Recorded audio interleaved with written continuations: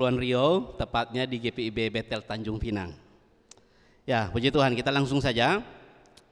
Pak Ketua dua kita itu senang dengan pantun. Cuma pantun beliau itu selalu kutipnya dari Alkitab. Jatuhnya jadi kata-kata mutiara. Amsal 27 ayat 17 bilang, besi menajamkan besi, orang menajamkan sesamanya. Nah, ini kita masuk dalam satu sesi yang sifatnya akan mempertajam, memperkaya, dan memperluas wawasan kita bersama-sama. Dan telah hadir di tengah-tengah kita dua narasumber, datangnya dari tempat yang jauh. Satu dari Medan, satu dari Riau. Dua-duanya pendeta GPIB. Jadi sesi ini adalah sesi jeruk makan jeruk. Ini dia. Kita langsung undang saja Ibu Pendeta Mailani Risamasu, Magister Teologi, untuk segera maju ke depan. Beliau ini adalah kandidat doktor yang sedang studi S3 di Universitas Riau. Jadi silakan Ibu duduk. Yang berikutnya Pak Pendeta Dr. Andus Samuel Asep Karinda. Ya. Beliau ini Ketua Majelis Jemaat Immanuel Medan. Dan sekaligus ada tugas tambahan di Departemen Germas GPIB selaku Ketua Bidang Lingkungan Hidup.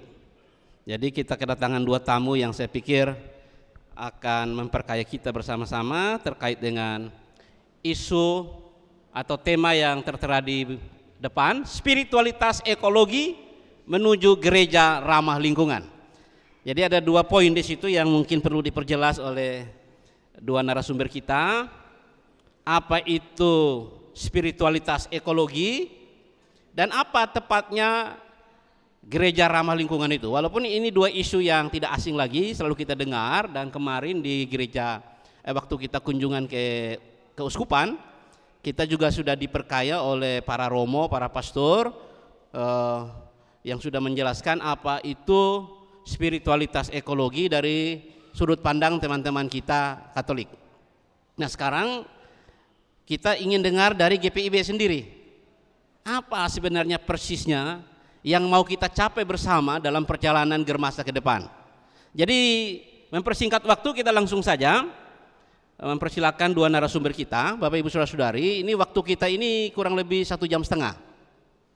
Nah, jadi kita kasih kesempatan kepada narasumber masing-masing 15 menit untuk memberikan pemaparan. Dan setelah itu saya akan buka kesempatan kepada Bapak Ibu selama 1 jam dalam beberapa termin untuk saling mengisi. Bisa dalam bentuk pertanyaan, bisa juga sifatnya masukan atau membagi pengalaman yang sifatnya memperkaya kita semua. Baik, kita akan dengarkan terlebih dahulu pemaparan dari Ibu Pendeta Mailani. Bagaimana Ibu? Sudah siap? Ya, mic langsung saya serahkan.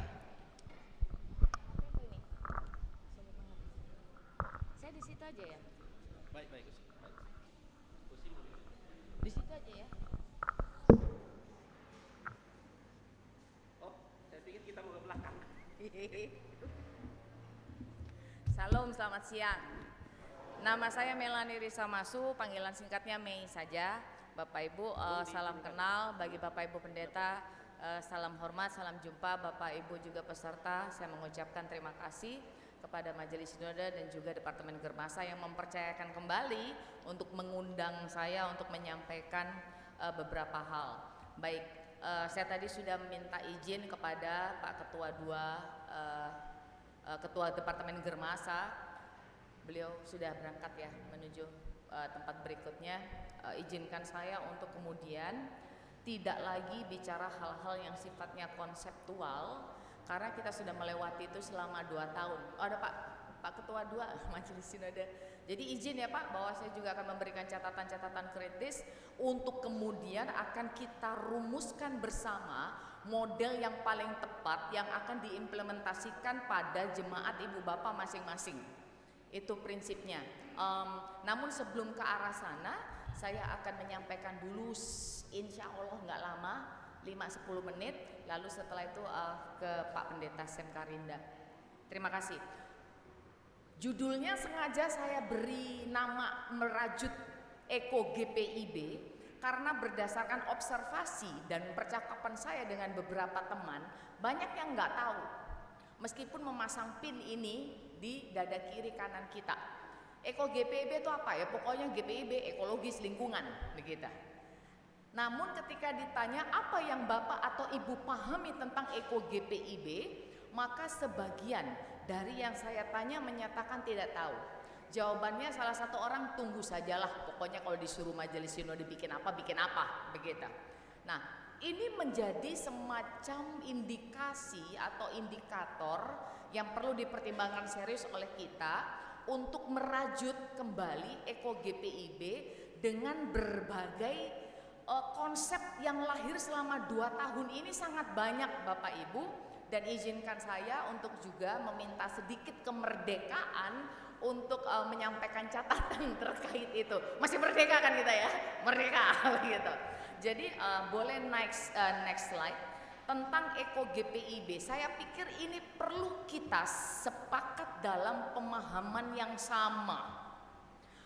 Eko GPIB itu gerakan. Eko GPIB itu inisiatif. Tentu saja rumusan ini saya dapatkan dari proses Bapak Ibu terkasih, termasuk juga semoga ini jika diterima bisa dimanfaatkan untuk teman-teman di Departemen Germasa nantinya tentu saja. Eko GPIB itu kemudian diartikan sebagai sebuah inisiatif atau gerakan untuk membangun kesadaran dan kepedulian umat terhadap alam dan dampak kerusakan lingkungan di bumi, our common home, rumah bersama kita. Jadi bicara soal kepedulian terhadap, maka ada subjek-subjek di situ yang tidak hanya manusia, tapi juga yang non manusia. Berikutnya, saya berangkat dari tentu saja akar kita GPIB. Dalam PKUPPG kedua 2006 sampai 2026 kita tahu bahwa ini misi GPIB. Percakapan tentang isu lingkungan Bapak Ibu itu bukan 5 tahun terakhir, tapi sebetulnya sudah diinisiasi sejak akhir tahun 90-an. Begitu. Karena pada waktu itu kalau di level globalnya ada gerakan atau kesadaran bersama, kalau di Indonesia ada beberapa teolog lingkungan pada waktu itu, termasuk misalnya Karel Erari, Dr. Robert Borong, dan beberapa pendeta Gerrit Singgi belakangan kemudian menulis ya tentang buku teologi ekologi. Beliau ini sudah menginisiasi sebetulnya untuk kesadaran terhadap bagaimana gereja merespon isu lingkungan. 90-an akhir sampai sekarang itu berarti sudah 3 dekade. Jadi ini sebetulnya barang kuno yang baru kita bicarakan.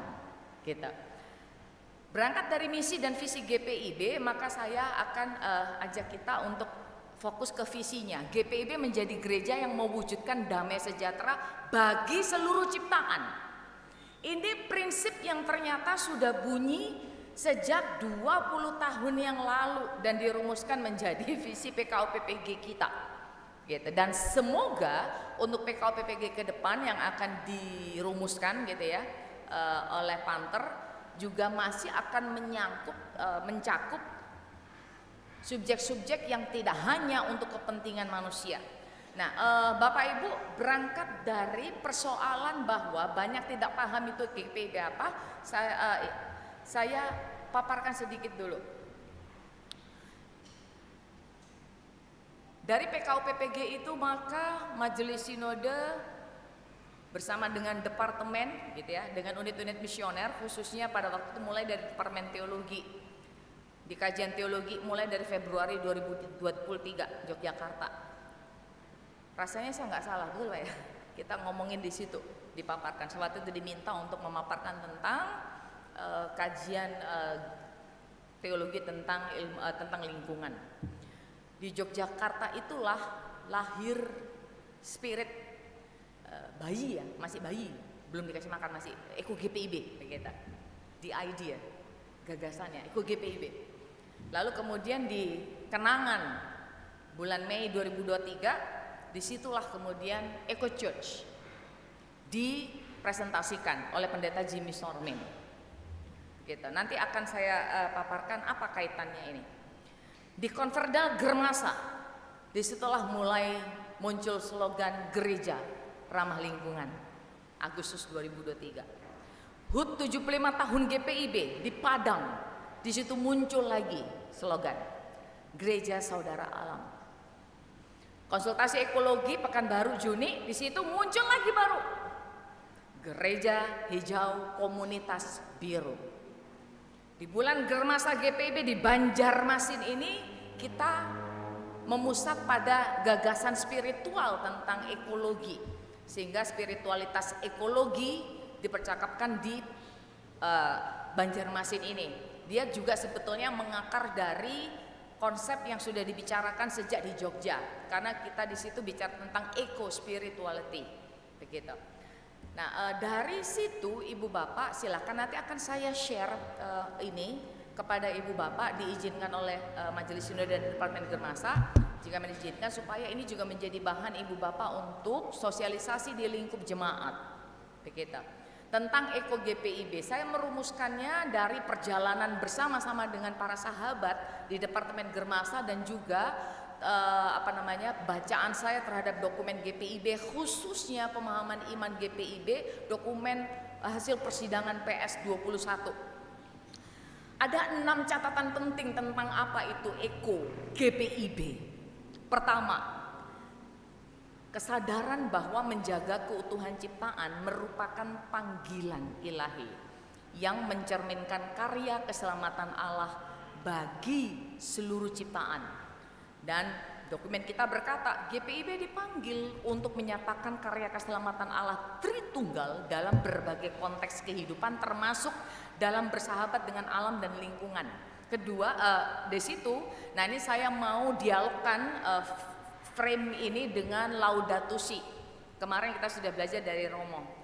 Jadi Laudato Si di chapter 64-nya itu bicara panggilan untuk merawat ciptaan adalah bagian esensial dari iman kita. Kedua, Roh Kudus bekerja dan memanggil manusia untuk memelihara dan merawat alam serta berperan dalam merawat ciptaan.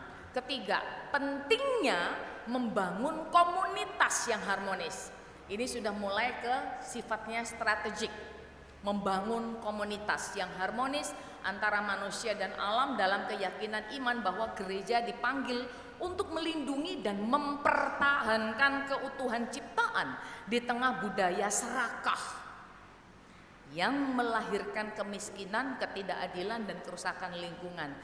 Sangat relate, berkaitan dengan presentasi Romo kemarin di keuskupan, gitu ya. Kita punya bahasa yang tentu saja bahasa percakapan gereja-gereja di lingkup global. Yang keempat, keadilan sosial dan ekologis merupakan tanggung jawab iman orang percaya. Teman saya di gereja lain berkata bahwa merusak lingkungan itu dosa, begitu. Klaim itu jelas, merusak lingkungan adalah dosa. Sehingga gereja harus memastikan keadilan di negara dan nilai-nilai kehidupan bersama tidak bergeser menghadapi virus konsumerisme, hedonisme, dan neokapitalisme yang merusak lingkungan. Maka melalui mimbar ini saya juga akan mengajak kita berkomitmen. Namanya juga mengajak, responnya kembali kita bersama. Atas dasar ini baru 4, atas dasar ini maka tidak ada alasan bagi GPIB untuk menerima proyek pertambangan. Kita. Karena itu berarti melawan DNA ekologi teologi kita sendiri. Kelima, pembebasan ekologis dipandang sebagai bagian integral dari misi gereja.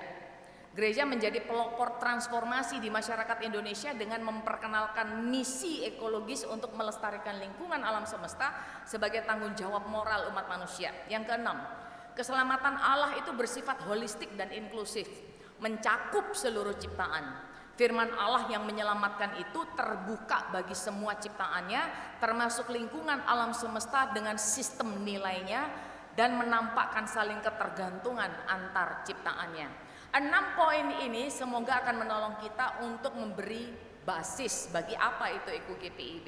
Bapak Ibu, sekarang saya akan menampilkan beberapa catatan krusial Saya sudah bagi sebetulnya temuan-temuan, karena saya sekolahnya ilmu lingkungan, nggak sah rasanya kalau saya nggak sharing tentang isu-isu lingkungan kontemporer yang terkini lah, begitu ya. Saya tahu di sini ada yang lebih mumpuni dari saya. Saya sudah kenalan tadi dengan Pak Silvanus Wawor, beliau ada di sini. Saya sudah kenalan dengan beliau, senang berkenalan. Saya tahu bahwa Pak Wem dari Walhi, ada teman-teman saya di sini juga yang dari lingkungan begitu. Saya tahu bahwa isu lingkungan ini serius, dan terkadang kalau ngomongin Bapak Ibu temuan-temuan di lapangan, depresi kami sebetulnya. Sudah di level depresi. Depresi dalam arti mau dibawa kemana begitu. Seperti itu kondisinya. Tapi tentu saja sebagai orang beriman maka kita hidup dalam harapan begitu kan. Dan saya percaya bahwa ya itulah kekuatan kami misalnya yang bergelut di lingkungan ini. Ada persoalan besar dan ini sudah diangkat kemarin termasuk di Kalimantan. Bapak Ibu, saya sampaikan di sini bahwa Kalimantan tidak lagi menjadi paru-paru dunia. Maaf. Dan itu ada satu istilah yang namanya butterfly effect. Pernah dengar? Kalau kita biasanya istilahnya yang kita kenal domino effect. Nah, itu yang kita kenal. Tapi kalau di lingkungan ada istilahnya butterfly effect ya. Bahwa sesuatu yang terjadi di ujung sana, kupu-kupu mengepakkan sayapnya pun akan menimbulkan badai di benua lain. Itu metafora sebetulnya. Mau mengatakan bahwa hilangnya satu spesies di benua yang mungkin kita nggak pernah nginjak ke sana, hilangnya satu spesies itu akan berdampak pada keberlanjutan manusia di pulau lain atau di benua lain. Kita berpikir, masa sih? Ya, sains menolong kita untuk mengatakan ya itu terjadi begitu. Nah, yang paling sangat jelas kita rasakan adalah climate change, perubahan iklim. Dan perubahan iklim ini terjadi karena environment degradasi lingkungan. Dan ini tidak lain, bukan karena hal lain, perilaku kita manusia, human behavior. Saya ngobrol bahwa kenapa sekarang program gereja banyak menyangkut tentang anak muda harus dong partisipasi lingkungan, anak muda harus peduli lingkungan, anak muda harus terlibat dalam lingkungan. Padahal yang kasih rusak lingkungan adalah kita, generasi tua dan generasi mendatang yang disuruh beresin. Gitu. Ini sesuatu yang menurut saya akhirnya menjadi catatan kritis betapa konyolnya kita sebetulnya, bahwa kita generasi senior yang sebetulnya tidak membangun pola pikir dan pola hidup yang berkelanjutan, dan kita suruh anak-anak generasi mendatang yang beresin. Gitu. Saya pikir kita bisa berefleksi teologis di situ. Dan saya mau kasih informasi, ada yang terjadi namanya sinkholes, lubang-lubang dalam di global phenomenon. Itu saya bilang tadi butterfly effect. Ini kejadiannya nggak di Indonesia, di Siberia sebetulnya. Jauh kan? Sama, saya juga belum pernah ke sana. Mungkin juga nggak ke sana. Saya nggak kuat dinginnya. Kecuali ada yang traktirin, saya nggak masalah. Jangan tegang-tegang Bapak Ibu gitu. Sinkholes ini fenomena yang lucu, menarik gitu. Silakan cari nanti di Google. Tapi sinkholes ini terjadi karena sesuatu yang serius sedang terjadi. Kalau ngomongin lingkungan selalu nakut-nakutin, saya nggak nakut-nakutin, realita. Ini realita. Yang kedua adalah fenomena global craters. Lobang menganga di banyak wilayah. Kalau Bapak next please. Nggak kelihatan ya, maaf. Mungkin kalau mau kelihatan lebih besar silakan buka di YouTube kah? Ini disiarkan ya. Nah, atau di file yang mungkin di sharing di Ibu Bapak ya. Sudah. Kalau ada. Ada di WA group. Ini ada 3 foto yang saya letakkan di situ. Ini bukan filmnya Tom Cruise. Seolah-olah nanti ada keluar dari lubang ini alien gitu kan, atau mesin UFO gitu. Imajinasikan gitu. Oh, ini yang bikin UFO atau meteor gitu. Akan ada keluar di situ mesin-mesin dari peradaban dunia lain atau dari universe lain. Tidak Bapak Ibu, ini adalah fenomena alam. fenomena yang terjadi di bumi kita, di rumah kita ini. Jadi craters ini terjadi oleh karena permafrost, yaitu es abadi tak lagi abadi. Itu prinsipnya. Karena permafrost itu ternyata tidak hanya berbentuk es. Permafrost itu juga bisa unsurnya tanah atau lapisan-lapisan yang terdiri atas unsur-unsur organik, daunan, akar-akar pohon yang memang akhirnya menjadi es abadi. Jadi frost, beku dia. Ketika perubahan iklim terjadi, dunia makin panas, maka yang es abadi tak lagi abadi.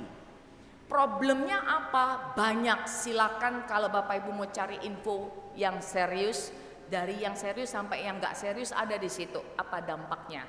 Dampak yang paling kelihatan, permukaan air muka laut naik, gitu.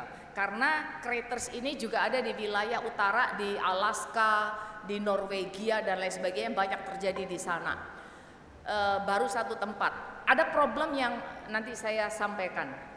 Jadi ketika yang abadi ini tak lagi abadi, maka ada problem tidak hanya kenaikan air muka laut, tapi ini yang diduga bahaya oleh para sains, dianggap berbahaya. Itu organisme-organisme yang sudah tertanam di tanah selama ratusan ribu tahun, jutaan tahun di tanah, ketika kemudian es ini tidak lagi menyimpan yang organisme ini, lalu kemudian terpapar oleh udara kita saat ini, sangat besar menimbulkan penyakit-penyakit baru, virus-virus baru. Jadi kalau kita nanti ketemu ini, apa namanya, gajah yang kuno itu loh, kan apa namanya, saya lupa namanya, binatang-binatang purba, keren rasanya. Tapi ada dampak yang serius. Ini barang kalau diangkat dari situsnya, tempat di mana dia sebetulnya sudah shield gitu ya, disimpan di situ, baru dibuka, di riset, ini seperti apa? Karena kuman yang ada di 1 juta tahun yang lalu, kita ketemu itu loh, barang-barang yang mikroorganisme yang jutaan tahun yang lalu ketika dia terpapar di zaman sekarang, apa dampaknya buat kita? Kita nggak terpikir sampai ke sana. Glaciers dan hidden methane. Ya, glasier sudah mencair, tapi yang bahaya itu metan yang tersembunyi. Kita tahunya bahwa yang berbahaya untuk perubahan iklim adalah karbon, ya Bapak Ibu ya. Efek rumah kaca, karbon naik ke udara, atmosfer dan lain sebagainya. Efek rumah kaca kita panas. Kita lupa bahwa metan, nah ini yang keluar dari lubang-lubang yang menganga ini. Jadi kalau di ranah global sudah ada mitigasi iklim yang dilakukan oleh negara-negara, persepakatan global untuk menghitung jangan sampai karbon kita di atmosfer melebihi batas ambang. Sialnya yang dihitung karbon, selama ini metan nggak dihitung, karena metan ini selama ini tersimpan di perut bumi.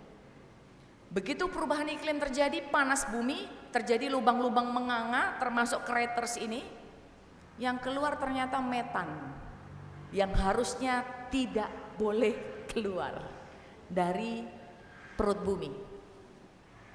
Dan ini yang gak diperhitungkan oleh negara-negara global, oleh para saintis. Karena metan ini 28 kali lebih berbahaya dampaknya daripada karbon. 28 kali. Ini yang meleset dari perhitungan diskusi global. 3 menit, waduh. Salah satu penyumbang emisi metana terbesar, silakan dibaca. Salah satunya adalah Indonesia. Dan metan itu kalau di Indonesia paling besar produksinya sampah. Begitu. Maka sekarang yang paling mungkin apa nih dibikin oleh gereja. Saya sudah kirim link, Pak Wem boleh bantu link kirim. Pak Wem akan menolong membantu saya satu link, silakan di blast sekarang ke WhatsApp group, silakan cek. Ini adalah kondisi kota Banjarmasin, perubahan temperatur dari tahun 1930 sampai dengan 2010. Datanya cuma sampai 2010.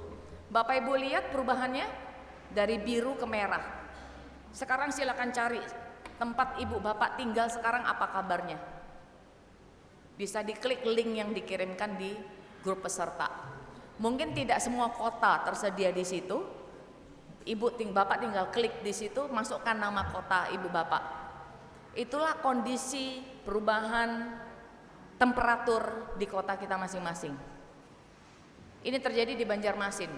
Dan ke depan saya tidak tahu. Drastis, ekstrim, dan krusial.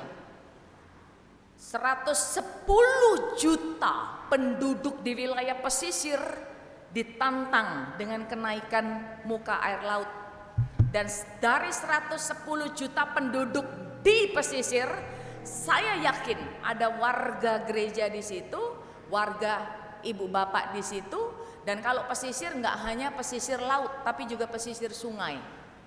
Maka ada warga kita yang dihitung sebagai yang akan berpotensi tertantang menjadi korban dari kenaikan muka air laut yang akan menghampas wilayah pesisir. Begitu. Dan ini adalah narasi yang saya temukan dari lokal. Bapak Ibu, ini perubahan iklim. Saya minta waktu Pak Pendeta, minta maaf karena saya mau tampilkan frame berpikir kita.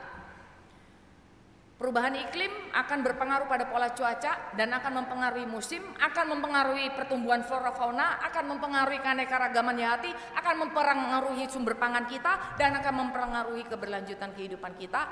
Dan dia adalah menantang masa depan generasi kita.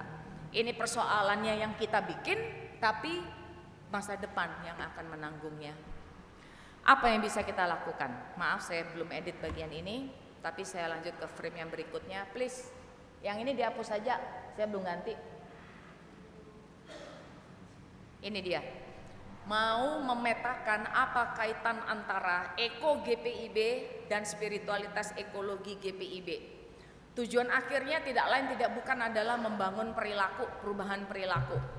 Strateginya Bapak Ibu bisa masuki di situ. Salah satu strategi yang sudah disosialisasikan oleh GPIB adalah Eco Church. Nanti Pak Pendeta Sam Karinda akan sampaikan. Tapi Eco Church itu satu dari sekian strategi yang sangat mungkin bisa kita bangun bersama. Ada ekoliturgi di situ. Kalau bicara soal ekoliturgi sering kalinya nanti Jo, kita tunggu bulan Juni Jo.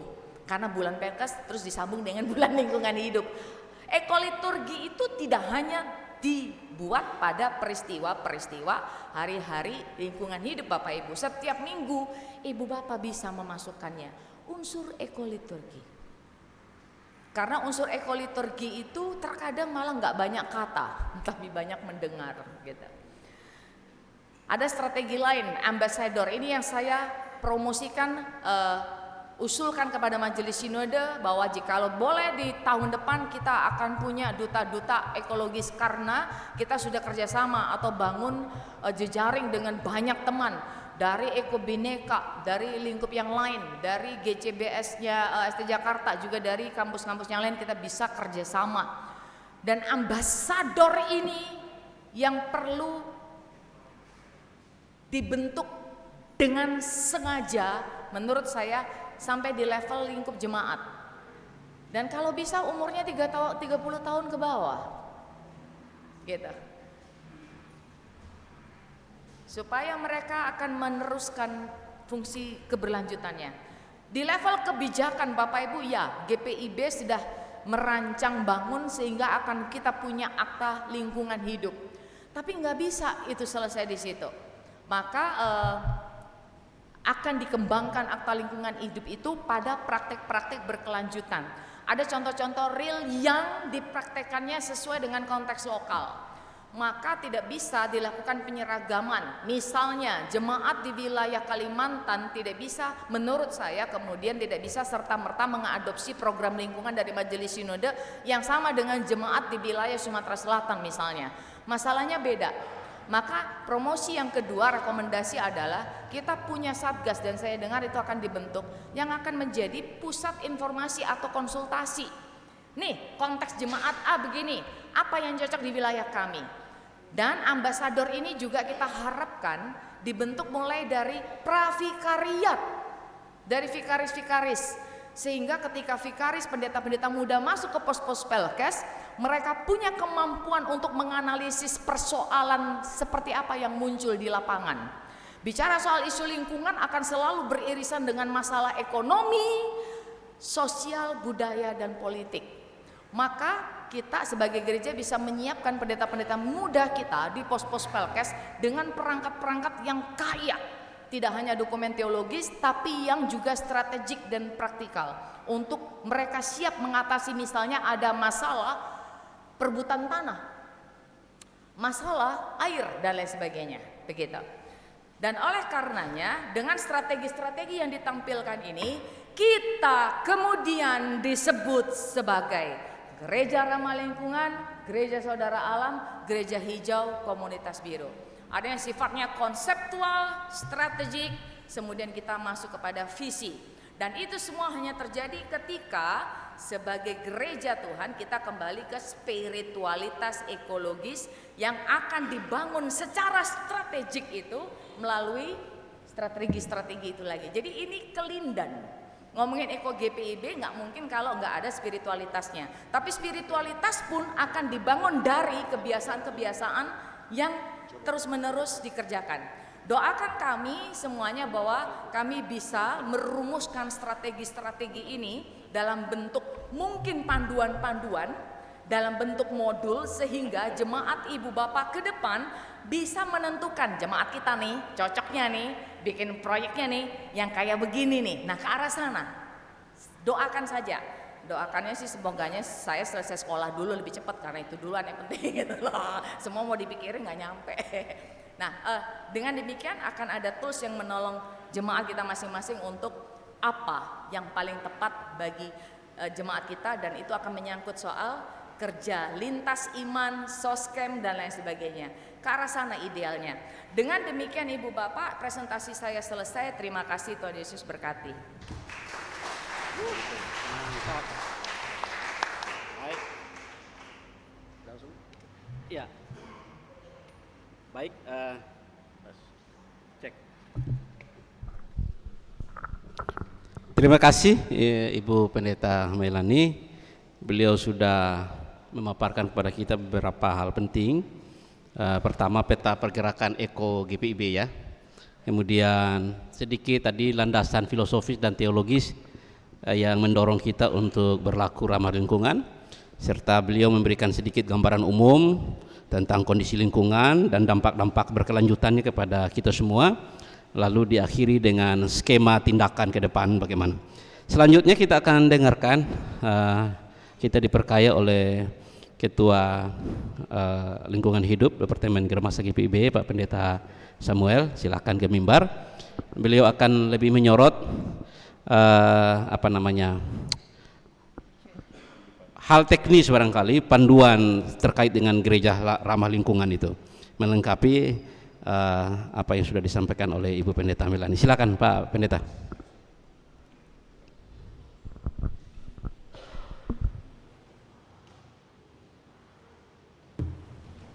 Ya, makasih Pak Moderator. Saya akan menyampaikan, mungkin Bapak Ibu bisa, kalau tidak dapat dilihat di layar, sudah dikirimkan ke Bapak Ibu di peserta Germasa di WA kita masing-masing. Nah, sekarang saya akan menyampaikan dari, kalau tadi Bu Melani bicara soal spiritualitas ekologi, nah sekarang saya lebih pada petunjuk praktis tentang Eko GPIB atau yang sekarang lagi populer GPIB, Gereja Ramah Lingkungan. Bisa next. Nah, Bapak Ibu, ini keputusan mengapa GPIB sudah saatnya berpacu dengan dunia, seperti yang sudah dikatakan Ibu Pendeta Melani tadi, bahwa GPIB merasa perlu untuk segera melaksanakan gereja yang ramah lingkungan. Ada beberapa dasar yang sudah disampaikan KUPPG GPIB 2021-2026, dan kami juga di Panitia Panter khususnya PKUPPG juga mengangkat kembali. Kebetulan saya bagian dari PKUPPG mengangkat kembali tentang gereja ramah lingkungan. Jadi tidak berhenti di periode sekarang, tapi diangkat kembali untuk tahun 2026-2045 ya, kalau tidak salah. Nah, itu menjadi sesuatu yang sangat penting. Sekarang kita akan melihat apa itu gereja ramah lingkungan. Sini Bapak Ibu, ekotologi itu sebenarnya adalah semacam ilmu yang mempelajari hubungan atau spirit antara pencipta, manusia, dan alam, serta bagaimana agama dapat membantu menjaga mengatasi kelestarian tersebut. Kalau selama ini mungkin agama sifatnya hanya spiritual saja, spiritual umat, ibadah-ibadah, tapi ternyata agama harus hadir di dalamnya. Ya, khususnya kalau kita agama Kristen, kita punya konsep stewardship, yaitu tentang pemeliharaan, tentang tanggung jawab. Kemudian dari Islam ada konsep khalifah, itu lebih pada pemeliharaan dari generasi yang satu ke generasi yang lain. Dari Hindu tentang keserasian alam dengan ciptaan. Kemudian dari Buddha ada interconnectedness, yaitu keterhubungan semua makhluk. Kemudian ekotologi juga menjadi kritik kepada pandangan dunia yang sifatnya antroposentris, yang mengatakan bahwa manusia itu adalah pusat. Ternyata dengan ekotologi, manusia itu bukan hanya pusat, tapi dia jadi subjek, dia objek, dan sekaligus harus bekerja sama bersama-sama dengan alam supaya gereja yang ramah lingkungan itu bisa terjadi. Kemudian mengapa? Tadi apa, sekarang mengapa?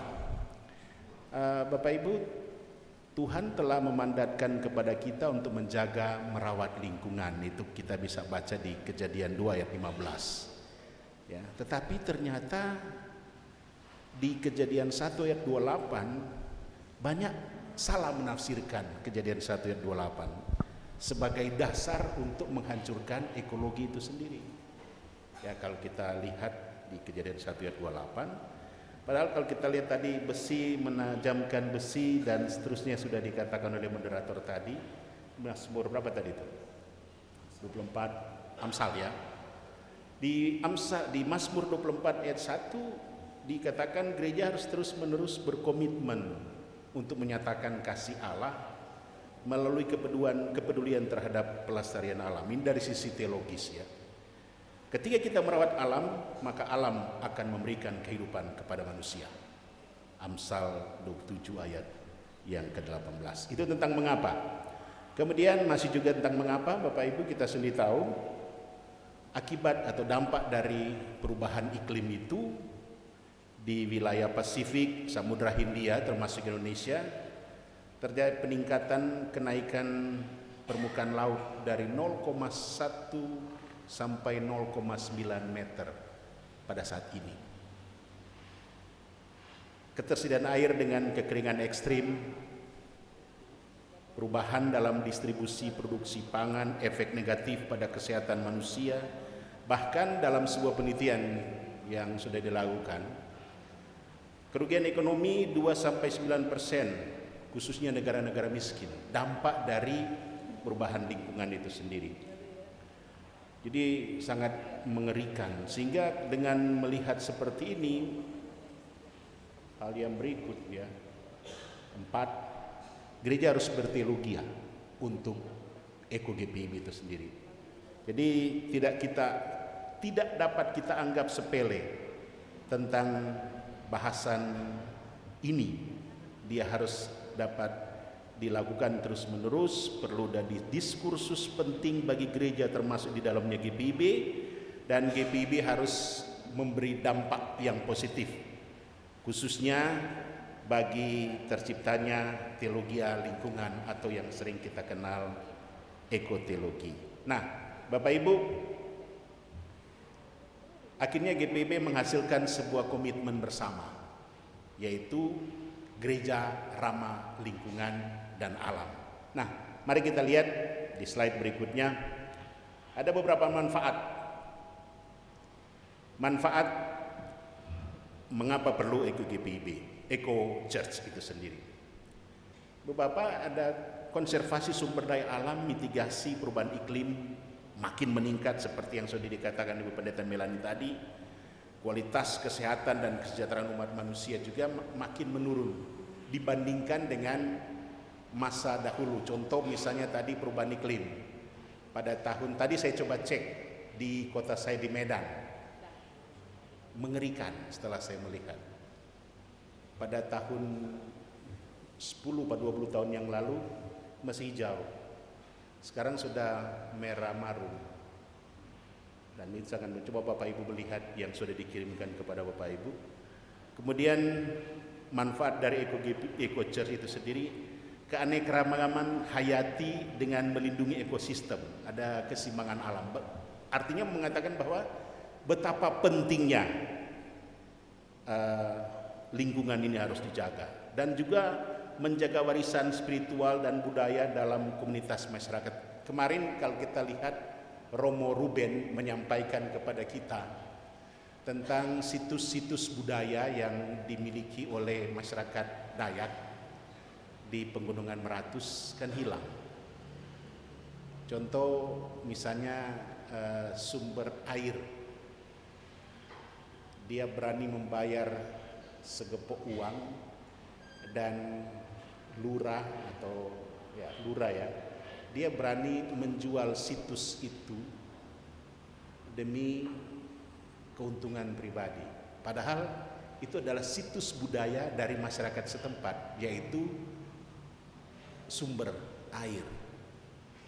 Dan sumber air itu bisa dijual dengan uang yang ditawarkan kepadanya. Kemudian ketahanan pangan. Ibu Bapak, di Singkawang bertahun yang lalu kita mengundang Dirjen Pertanian, khususnya berbicara soal ketahanan pangan, Bapak Yan Maringka. Ia menyampaikan bahwa betapa pentingnya menjaga ketahanan pangan, karena ketahanan pangan itu ternyata contoh yang sekarang lagi populer, Singapura yang tidak punya beras, dia bisa ekspor beras ke Indonesia. Apalagi itu garam bisa diekspor dari luar negeri ke kita. Nah, jadi artinya betapa pentingnya. Jadi jemaat-jemaat yang ada di pos Pelkes itu kalau kita kembangkan semaksimal mungkin, ada kebun-kebun warga jemaat, itu kalau dikelola, Bu Bapak, dia beri dampak yang sangat positif. Walaupun sekarang mungkin kebun-kebun pos Pelkes kita yang sekarang lebih senang nanam sawi, karet, dan seterusnya. Saya ingat ketika saya ditempatkan di Sumatera Barat, kita punya 1 hektar tanah di daerah Pasaman. Akhirnya PHM putuskan yang cepat dapat uang, ternyata bukan tomat, bukan cabai, bukan singkong, tetapi sawi.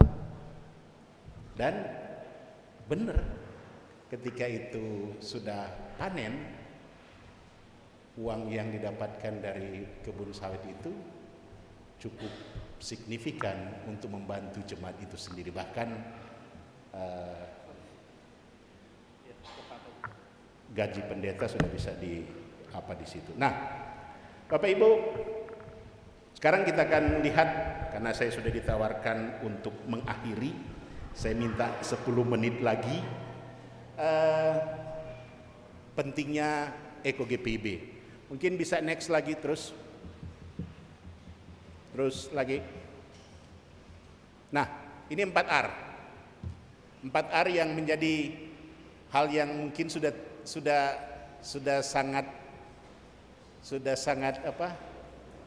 menjadi familiar bagi gereja-gereja khususnya GPIB. Yang pertama, 4R yang pertama, reuse, ya. Bagaimana gereja secara praktis harus hadir di tengah-tengah lingkungan itu sendiri, menggunakan secara berulang bahan dari lingkungan yang ada. Nanti kita akan lihat sebentar. Reduce, mengurangi pemakaian sumber daya alam dan energi. Replace, mengganti bahan yang rusak lingkungan dengan bahan yang ramah terhadap lingkungan. Recycle, mendaur ulang bahan atau barang-barang bekas pakai untuk fungsi lainnya.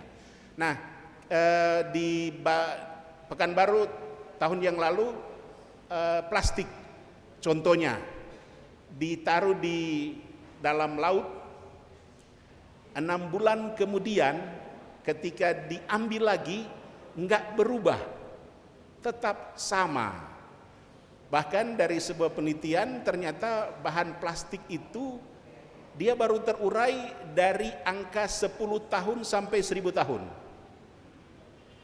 Jadi bahan plastik yang kita minum beberapa hari belakangan ini itu dia baru bisa terurai dari 10 sampai 1000 tahun. Oleh sebab itu mengapa GPIB memandang bahwa no plastik di gereja ini? Ya karena masalah ini, Bapak Ibu. Nah, kita lihat hal yang pertama tentang reuse. Botol plastik bekas dipakai untuk media tanam di sekitar rumah. Bagaimana itu digunakan kembali? Kertas bekas, printer, sisa lain yang masih kosong dipakai untuk menulis, mencetak lagi. Dan yang paling penting sekarang memang di COVID-19 kemarin, paperless sudah terjadi di gereja kita masing-masing. Ya, ambil contoh di Medan, saya sudah bertanya kepada karyawan, dahulu 1 bulan berapa rim?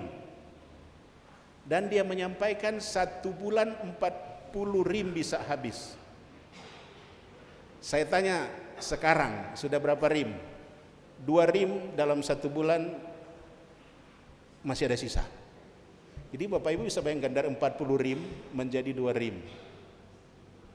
40 rim itu kalau kita bentuk pohon, ada berapa pohon? 1 pohon bisa 40 rim kalau itu dibuat dari pohon, ya. Jadi kalau dia menjadi 2 rim, berarti kalau seluruh GPIB kita ini dikumpulkan penggunaan kertas itu, ada berapa pohon yang kita tidak tebang dalam setiap bulan. Karena kan kertas itu kan berasal dari pulp yang dihasilkan dari pohon itu sendiri. Jadi diulangi, digunakan kembali atau sama sekali benar-benar tidak menggunakan lagi botol plastik dan seterusnya. Reduce, ya, mengurangi penggunaan energi listrik. Ya, ambil contoh, saya ambil contoh ya Bapak Ibu, ada jemaat di sini yang bisa matikan lampu.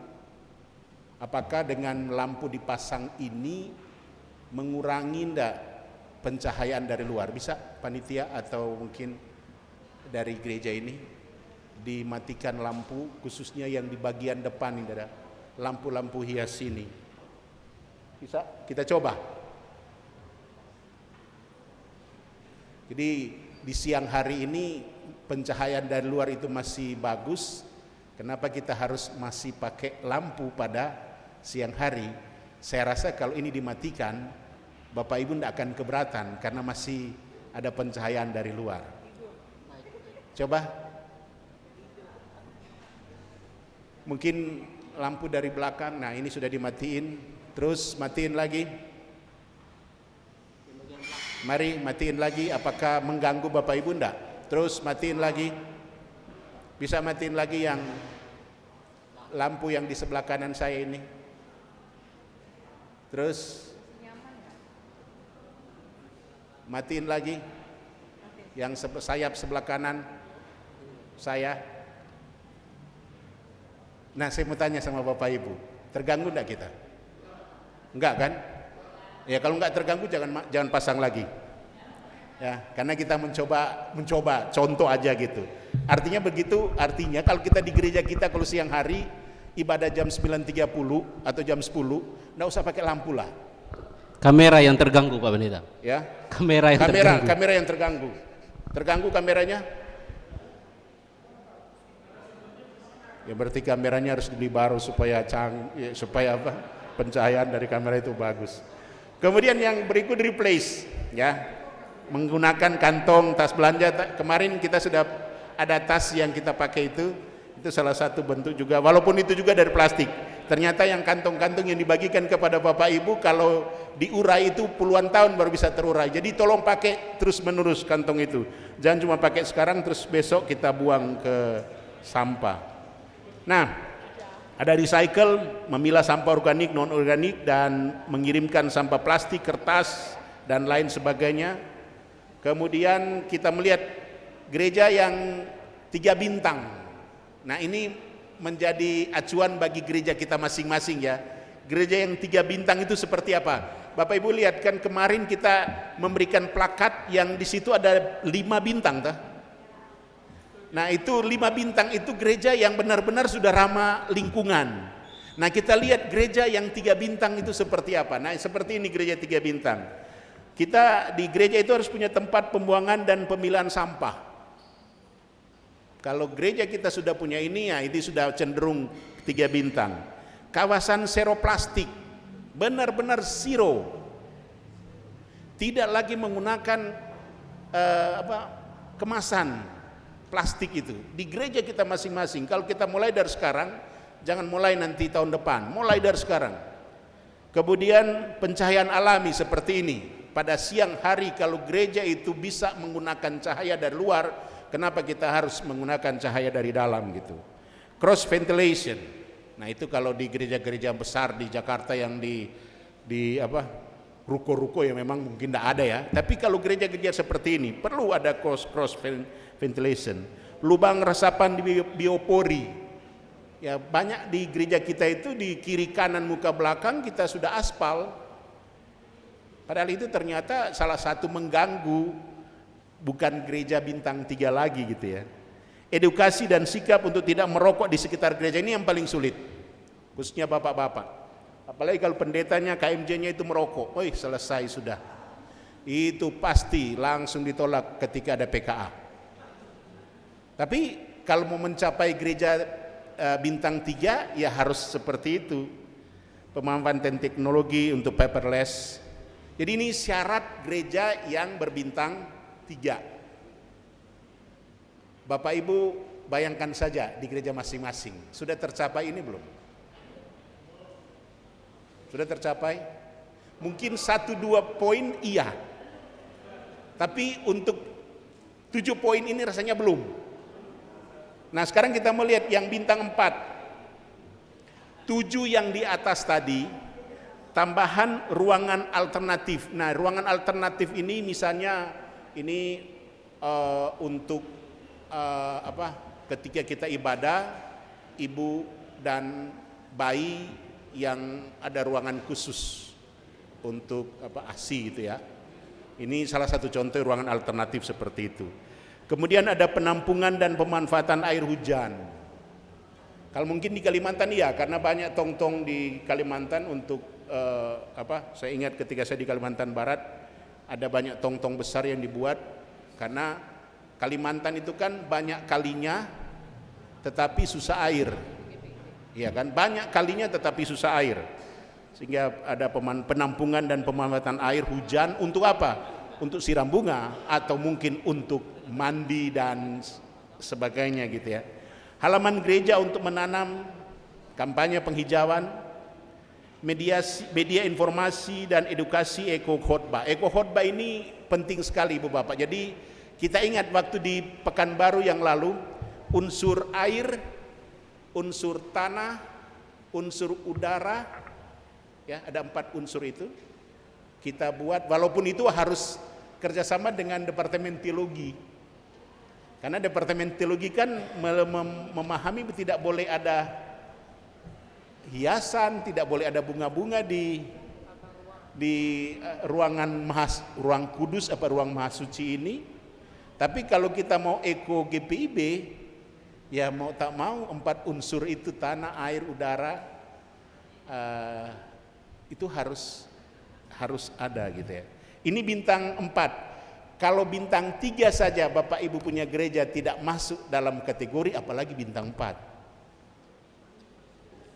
Nah, kita lihat yang bintang 5 yang dibagikan kepada masing-masing peserta. Kemarin pada waktu ceramah ada bintang 5 itu bukan jenderal penuh ya, tapi gereja yang berbintang 5, 13 yang sudah saya katakan tadi, dan yang kedua pengelolaan sampah. Ada kolektor sampah, bank sampah, kerjasama dengan TPS. Ya, tadi Ibu Baik Bu, Melani bisa mengatakan, dipersingkat dikit. masih ada 3 poin lagi. Ibu Melani bilang tadi kita perlu merumuskan ulang tentang bank sampah. Apakah kalau kita sudah zero plastik, berarti ya tidak boleh ada plastik lagi dan tidak perlu ada sampah di dalam gereja itu. Itu secara harusnya berkata begitu. Nah, kemudian program kreatif ekoenzim ini di PKP perlu kita galakkan kembali. Kemudian energi terbaru, panel surya, tenaga angin, tenaga air, biogas, hidroelektrik, mungkin di pos-pos pelayanan perlu kita kembangkan.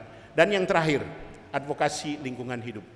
Setiap saat di khotbah-khotbah, di pelkat-pelkat, atau di kelas-kelas katekisasi, ibadah-ibadah, advokasi lingkungan hidup, di tengah-tengah ibadah rumah tangga atau dimanapun, gereja harus melakukan pendidikan secara dini tentang lingkungan hidup sendiri. Hal-hal yang lain Bapak Ibu bisa baca di materi yang sudah dibagikan, karena itu hanya tentang penjelasan saja tentang gereja ramah lingkungan. Itu saja yang saya bisa sampaikan. Terima kasih.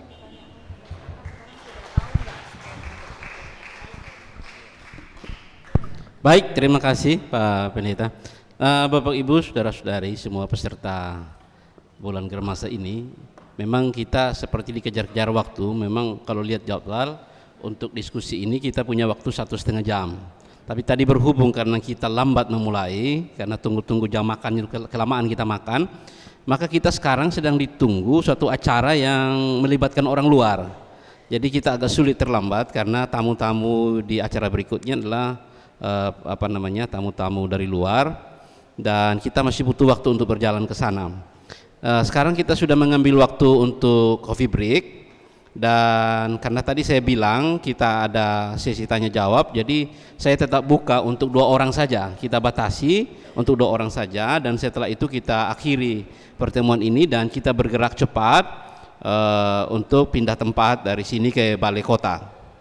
Baik, jadi saya langsung saja kasih kesempatan kepada 2 orang, sisi kanan dan sisi kiri, cukup ya.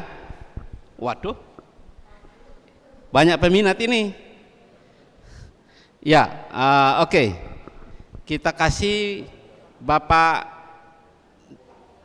Ya, langsung Pak. Ini pakai mic barangkali. Kalau nggak, ya. Ya. Oh, harus ke depan Pak. Ya, mengingat mic-nya cuma ada di depan Pak. Jadi sekaligus langsung yang dari sana. Bung boleh berdiri. Mohon maaf Om Agus, banyak yang berminat, jadi cukup 2 ya. Langsung saja dekat ke mic supaya langsung menyusul pertanyaannya. Ke mimbar saja, mic di mimbar. Baik. Oh, nanti usul bisa di terakhir ya. Baik, langsung Bapak. Terima kasih untuk Bu Pendeta Melani dan Pak Pendeta Karinda. Mungkin pertanyaan saya lebih ke arah yang tadi Pak, gereja bintang 3, 4, 5 tadi ya. Dan itu program sangat bagus sekali, cuman persyaratan disyaratkan itu menurut saya sih agak sulit gereja-gereja untuk bisa memenuhi. Contohnya begini, di gereja kami, saya dari GPB Menara Iman. Nah, dulu kita cross ventilation Pak, angin kita nggak ada semua nggak ada kaca yang tertutup. Tapi jadi jemaat tuh kepanasan karena suhu udara yang di Jakarta yang panas, akhirnya kita tutup, kita pakai AC. Nah, pertanyaan saya adalah apa kriteria cross ventilasi itu Pak supaya kita bisa menjadi gereja yang minimal yang 3 bintang tadi itu? Itu pertanyaan pertama. Kedua, bintang 3, bintang 4, bintang 5 itu sangat bagus sekali menurut saya kalau kita GPP bisa menerapkan itu ya. Cuman bagaimana peran dari Germasa di sini untuk bisa menggerakkan, jadi bukan hanya mengarahkan, tapi menggerakkan dan memonitor bahwa gereja-gereja itu bisa mencapai hal tersebut. Terima kasih Pak, itu aja. Langsung aja Bung, nanti pertanyaan disampaikan baru ditanggapi oleh dua pembicara kita, silakan. Terima kasih Pak Pendeta, saya Penetua Ginting dari GPIB Gesmani Balikpapan. Yang perlu saya sampaikan kepada kita semua, seperti yang disampaikan tadi oleh Ibu Pendeta Melani, Pak Karinda, kebetulan saya terlibat langsung dengan lingkungan ini karena saya kerja di perkebunan kelapa sawit 24 tahun. Jadi saya tahu persis apa yang terjadi. Kalau memang di perusahaan mudah untuk mengatur karena apapun bisa ditindak. Tapi kalau dalam gereja mengatur satu orang aja pendeta untuk merokok aja belum tentu bisa.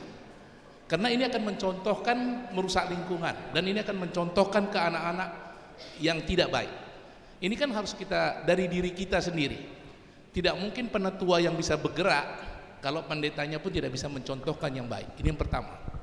Kedua, di dalam gereja banyak para pelakunya itu tokoh-tokoh yang terlibat di dalam pertambangan, perkebunan, dan banyak yang bekerja di dalam perkebunan, banyak yang bekerja dalam pertambangan. Apa sikap kita sebagai gereja GPIB kepada para pelaku ini semua? Karena ini semua yang merusak lingkungan.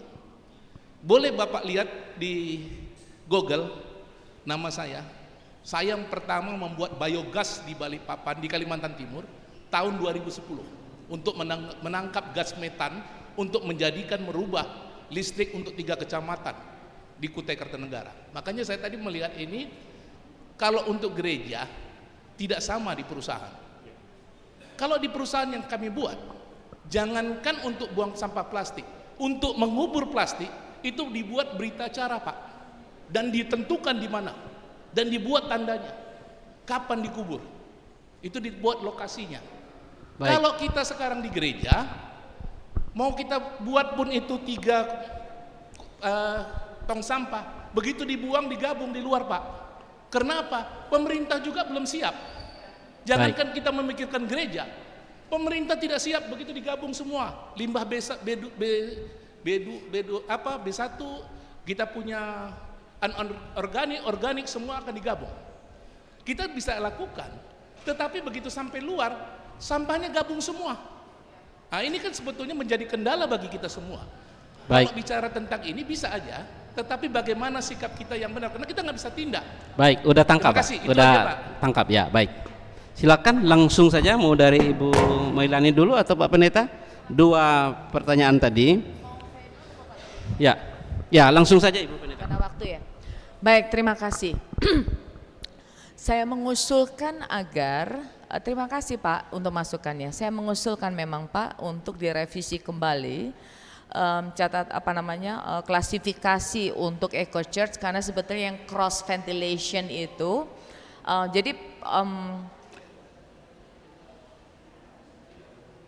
contoh-contoh praktikal dari eco church ini sebetulnya ketika saya lacak kembali memang diadaptasikan rupanya dari gerakan eco church yang di Eropa, begitu.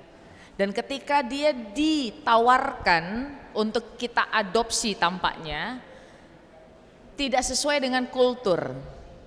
Itu jadi problem. Karena cross ventilasi ketika di Eropa ada musim-musim. Dan tentu saja konteks menentukan, karena yang tidak dipertimbangkan adalah polusi. Di Jakarta dengan kondisi polusi seperti itu, buat cross ventilasi yang pasti bikin jemaatnya tambah sakit, Pak. Kondisinya memang menurut saya Pak Pendeta kita perlu evaluasi lagi Ibu dan Bapak tentang itu. Jadi memang ada harus penyesuaian situs. Kalau di pedesaan atau di wilayah yang tidak polutif, maka dia sangat memadai. Tapi tidak cocok untuk semua tempat tampaknya. Itu catatan saya. Ya. Yang kedua saya, Ginting soalnya, Ginting gitu kan. Saya nggak tahu manggil abang atau biar kelihatan muda abang aja lah ya. Ya gitu kan. Ya saya tahu perasaan Bapak karena saya sendiri pendeta GPIB, saya mengalami stigma ketika suami saya juga di usaha sawit dan ngapain pendeta GPIB ngomongin lingkungan. Saya bilang terus ngapain, saya sudah kawinin dia, saya nggak sekolah lingkungan dulu, terus mau gue cerein gitu kan nggak mungkin. Tapi harus ada sikap, paling tidak kehadiran saya di tengah-tengah keluarga yang kemudian dalam usaha berbasiskan sumber daya bumi ini, ada peran kita Pak. Peran kita adalah penyadaran. Satu, komitmen bahwa tidak lagi membeli ketika Tuhan sudah kasih berkat. Enough is enough. Cukupkan dengan apa yang ada. Gitu. Dan saya rasa bahwa kita berhenti untuk menghakimi bahwa semua pengusaha sawit itu berdosa. Karena sebetulnya ternyata pengusaha sawit itu banyak yang nggak tahu isu lingkungan. Gitu. Siapa yang tidak mau meningkatkan ekonomi, betul ya? Tapi bahwa ternyata ada pengetahuan baru ya gila ya. Bahwa ternyata di tambang, di sawit dan lain sebagainya, sedapat mungkin menurut saya harus ada intervensi dan komitmen kuat. Apa yang bisa kita lakukan? Misalnya Bapak sebagai pengusaha, Bapak sebagai pejabat, Bapak sebagai kepala dinas dan lain sebagainya. Fungsi garam dan terang kita Pak harus tetap kita katakan, harus kita bersuara. Agak sulit ketika, maaf saya tadi diskusi dengan agak serius dengan Pak Silvanus gitu ya. Ketika kita banyak orang Kristen duduk di pemerintahan ya Pak. Tapi tidak bisa bersuara, kenapa? Karena maaf, bupatinya, pemimpinnya sudah punya perjanjian kerjasama dengan pengusaha dan bupatinya rupanya pengusaha bukan dari birokrat gitu. Ini kan problem. Ketika kemudian dan Pak ada banyak orang kita yang paham tentang lingkungan, mungkin juga terlibat di AMDAL dan lain sebagainya, tahu tentang undang-undang, tahu regulasi, kami tahu tentang regulasi, tapi mentoknya ketika pemimpin-pemimpin daerah tidak punya perspektif lingkungan, tidak punya perspektif ekonomi. Kenapa? Karena pembuat regulasi pun bisa jadi karena perspektifnya ekonomi, keuntungan, profit. Dan saya pikir bahwa marilah, saya mau sebut nama satu-satu juga nggak enak, misalnya kayak Pak Stephen Tunas begitu kan ya. Nah ini gimana nih Pak, bagaimana dari peran Bapak untuk bisa ngedrive, peran Pak Ginting bisa ngedrive supaya perusahaan tetap adil gitu kan, tetap punya kesadaran lingkungan.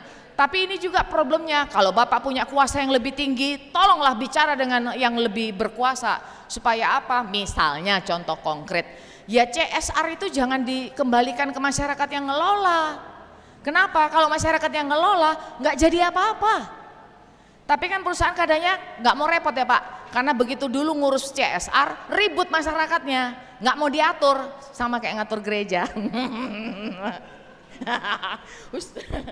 Tapi ternyata misalnya kalau Bapak Ibu punya kekuatan untuk bisa mengubah kebijakan itu, pastikan perusahaan lebih baik yang ngurus CSR.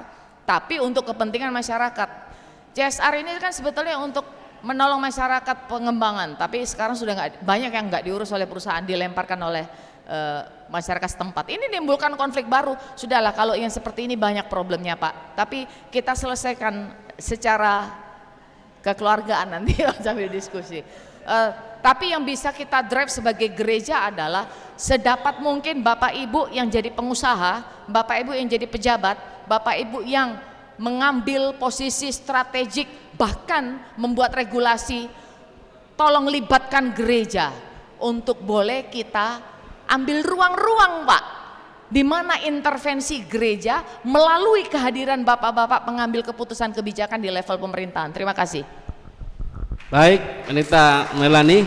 kita langsung saja ke Pak Pendeta Samuel, khususnya menjawab tadi soal bagaimana kontrol dari Departemen Gemasa buat jemaat sehingga hal-hal yang sudah disampaikan ini bisa jalan di jemaat. Silakan Pak Pendeta. Ya, dua bapak tadi ya, dari Menara Iman dari Balikpapan, Pak Ginting ya, kita maju-jua Pak. Kita sama orang Sumatera. Minggu lalu saya baru pergi ke kampung halaman Bapak di Tanah Karo, dan di sana juga Pak lingkungan juga sudah benar-benar berantakan sekali, sampah di jalan-jalan dan lain sebagainya. Jadi memang ini kerja kita bersama. Saya senang ada pelaku-pelaku lingkungan hidup di GPIB, sehingga bentuk penyadaran ya harus dimulai dari kita yang akan kembali ke gereja kita masing-masing.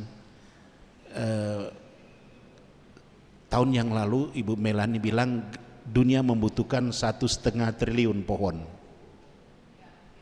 ya, untuk ibaratnya dalam tanda petik mengembalikan yang warna merah ke warna hijau, walaupun tidak bisa jamin.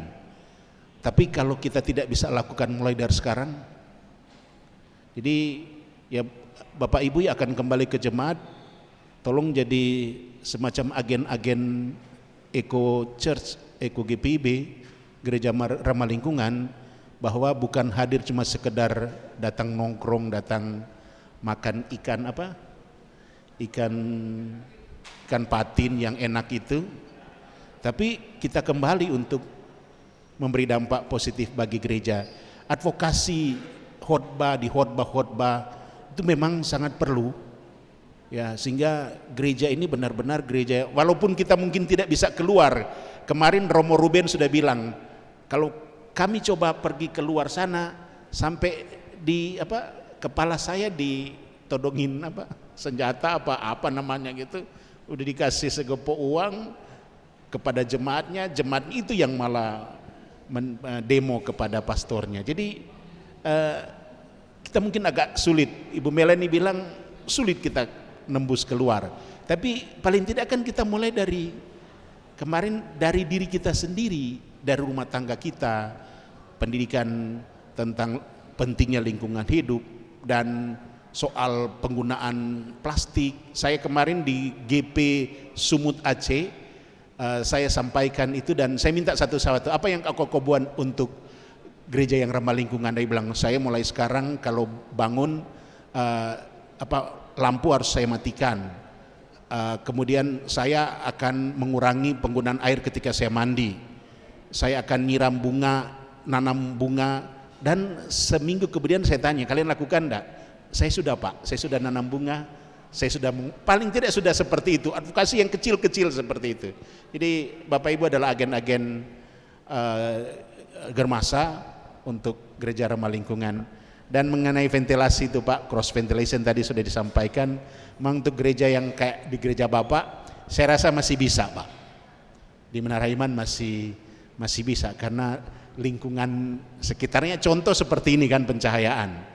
Ya memang untuk itu bisa juga kalau kita buka, polusi juga akan muncul karena udara-udara kotor dari luar masuk dan lain sebagainya. Tapi paling tidak kita sudah mulai dari sekarang. Memang seperti kami diskusi dengan Ibu Pendeta Melani tadi malam, nampaknya kita perlu revisi kembali. Kita harus gereja ramah lingkungan yang up to date, yang dari waktu ke waktu nampaknya harus bukan dirubah ya, diberikan sesuatu yang baru, supaya sebab tahun ini mungkin seperti ini, tahun depan mungkin agak lain lagi sesuai dengan kondisi alam yang terjadi pada saat itu. Jadi terima kasih Bapak Ibu untuk pertanyaan pertamanya yang cukup menggugah kita, bahwa Bapak Ibu siap menjadi agen-agen gereja ramah lingkungan di jemaat di mana Bapak Ibu berasal. Terima kasih. Baik, intermezzo sedikit Bapak Ibu. Tadi waktu lampu dimatikan atas perintah Pak Pendeta Semi, ada WA dari belakang masuk ke saya. Waktu lampu nyala katanya saya kelihatan pakai baju. Setelah lampu dimatikan tinggal bajunya yang kelihatan, saya tidak katanya. Luar biasa. Terima kasih. Ya, tanpa mengurangi rasa hormat kepada Bapak Ibu yang masih penasaran dan ingin bertanya, mengingat waktu kita sangat terbatas. Saya ulangi lagi, tadi kita mulai terlambat dan ada kegiatan bersama orang luar yang harus kita hormati, menjaga nama baik kita bersama, jadi kita berharap ke sana tidak terlambat.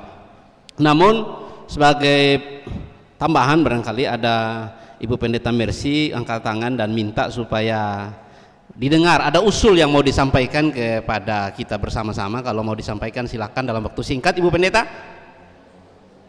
Dan setelah ini saya undang Pak Ketua 2 dan Ibu Sekretaris 1 untuk maju ke depan menyerahkan plakat kepada dua narasumber kita. Terima kasih. Silakan Bu Mercy. Terima kasih Pendeta Diko. Saya hanya mau mengusulkan bahwa terima kasih yang disampaikan Pendeta Mei dan Pendeta Sam. Pendeta Mei secara global, lalu bisa kita tahu persoalan-persoalan yang terjadi di lingkungan. Pendeta Sam menyampaikan itu mengkerucut untuk lingkungan yang ada di GPIB. Luar biasa, sehingga kita bisa memahami bagaimana parahnya lingkungan saat ini.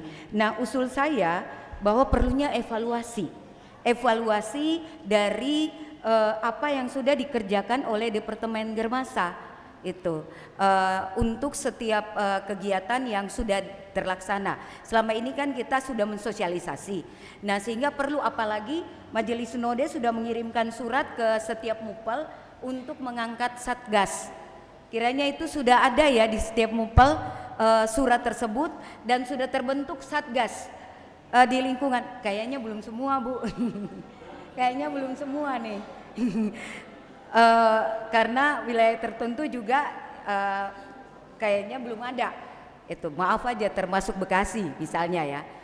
Jadi perlu kita mengangkat satgas supaya satgas membantu Departemen Germasa khususnya lingkungan hidup untuk mendapatkan evaluasi pemetaan dan pendataan sejauh mana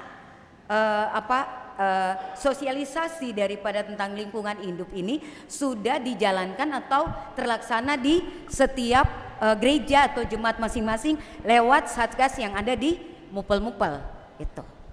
Karena kalau kita sosialisasi tanpa kita mengevaluasi, kita tidak akan tahu apakah ini sudah terjadi atau belum. Mohon maaf untuk jemaat Efata.